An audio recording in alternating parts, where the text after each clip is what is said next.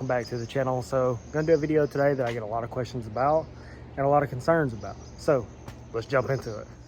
All right guys, so I get a lot of questions about the wide body kit on the C6. Now I've done a video telling you where I got the stuff and kind of how much I paid for everything. But what I didn't tell you is stuff you kind of need to know before you think about doing the wide body, or if you're in the process of doing the wide body, things I've learned and stuff like that.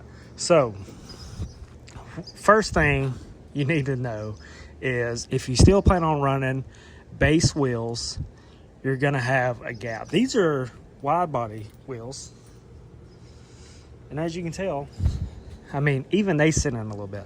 So the base wheel, they're gonna sit in so far. It's gonna look really goofy. You can run spacers or whatever, but you need to get you some wide wheels. Now for the front, this is one thing that I saw online. There's people that have fixed it. I plan on trimming mine. I just haven't got around to it. So when you wide body this car, there's a piece of the fender structure. And as you can tell, you see this little mark right here? This is actually that rubbing. So, I don't know if it's gonna pick it up. This piece right here, that's just a piece that hangs down. That's where the old body used to stop. So you have this little gap right here from the fender to the end, and that hangs down.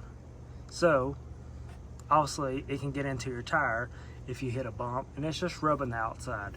It's actually rubbing my welds really bad, so I really need to trim that. There's people that have trimmed it and added on to it just to keep stuff from getting back up in here, but I mean, I really don't care because it all comes out of the bottom. It doesn't really bother me that much, so I'm actually going to trim that way it doesn't get into the tire anymore, because right now it does, especially on my welds really bad, and I'll show you that right now.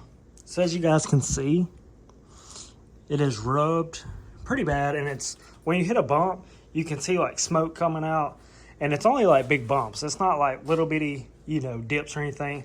This is like bumps on the highway, grooved pavement or something like that, where the front end will bounce or whatever. It'll get into the tire a little bit, and it just gets on the outside edge, just kind of, you know, just rubs the outside, but it's enough to create some smoke.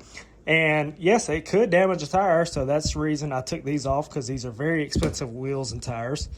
And I'm going to fix this. I'm going to sand that spot down. That way it gets rid of it. That way I don't have to worry about it, and we'll be good to go. Now, as you can tell, looks like I've been on the Baja 500 in this thing. Freaking chin spoiler. It's all jacked up. It's got dirt and everything. But the next thing I want to go over with is your front bumper.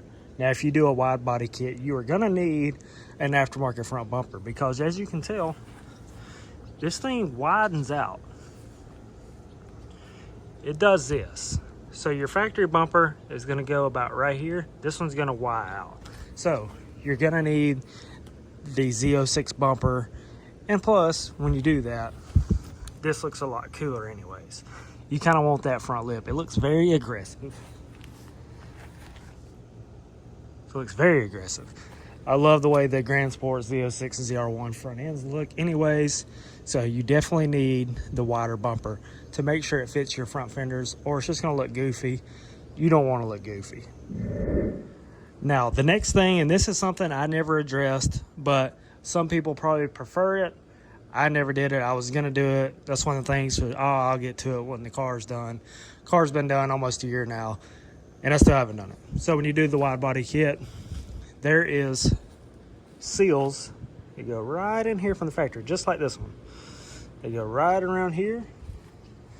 They're gonna go around your fender right here. There should be one right here on the bumper.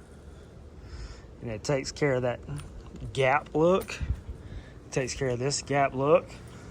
And it's just kind of just a weather stripping. It's just like this. I'll pop the hat, show you guys. All you C6 guys, you can go out there and look at your car. Your car's gonna have it. It should have it.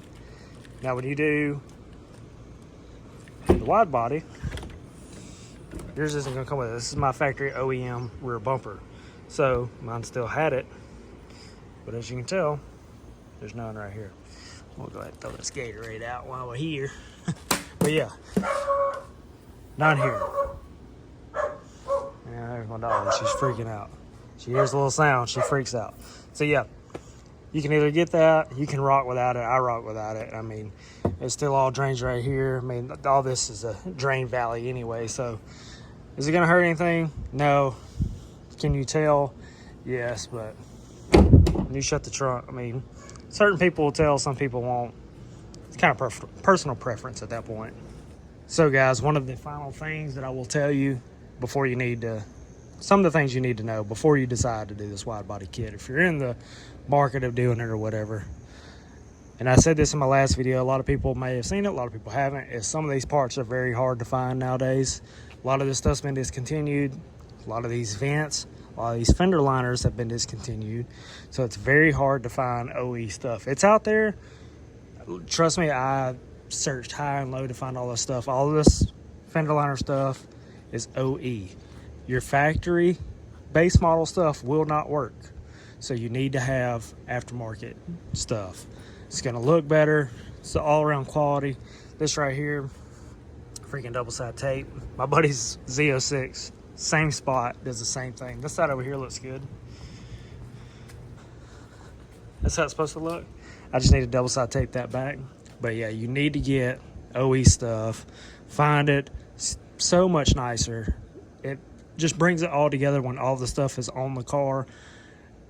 That's what makes a wide body kit build. You can tell the guys that cheaped out and you can tell the guys that didn't cheap out. This I did not cheap out on. I've got a lot of money invested in this, yes. Could I have bought a Z06? Yes. Could I have bought a Grand Sport? Yes. But it looks nice. So do your research, find all your parts, get the stuff. Don't cheap out. If you're spending this much money on it from the get-go, go ahead and spend a little extra. I mean, yeah, you might have $1,000, maybe $800 wrapped up in liners, vents, and stuff like that. Go ahead and get the stuff. If it takes you another 2-3 months, spend the extra 2 to 3 months to get it. Don't cheap out on it. It makes a huge difference.